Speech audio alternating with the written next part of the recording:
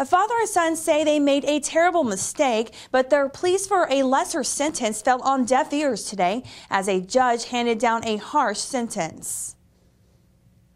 Pedro and Arnaldo Alvarado will spend nearly 2 decades together in federal prison after being sentenced for their roles in the shooting of an ICE agent. It happened back on July of 2012 in Hargill after Pedro Alvarado spotted what he claims to be a suspicious vehicle near his home. He woke up his 2 sons and ordered them to grab their guns and get into a truck. Basically, this was an issue of self-defense. Defense attorney Oscar Alvarez represents Pedro in this case. Alvarez feels both Pedro and his son were given stiff sentences.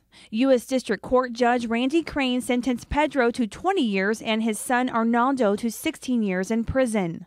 And this is a pretty harsh sentence considering what was being recommended by the probation office. Judge Crane asked Pedro why he didn't take responsibility for the shooting, which would have given his 2 sons a softer prison sentence. The judge said by going to trial, Pedro took away the best years of his children's life. And the court insisted that if he had wanted to accept responsibility and assist his kids, his 2 children that were involved, he could have done it then. But in court, Pedro said he was only the driver and never fired shots. Both Pedro and his son maintained the shooting was an act of self-defense, protecting their house from a home invasion.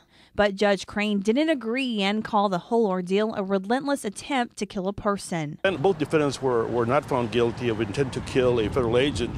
He kept insisting that that was the relevant conduct, the intent to kill a federal agent. Agent Kelton Harrison, who was shot in the chest during the shooting, was not present in the courtroom to hear Pedro's apology to him and his family.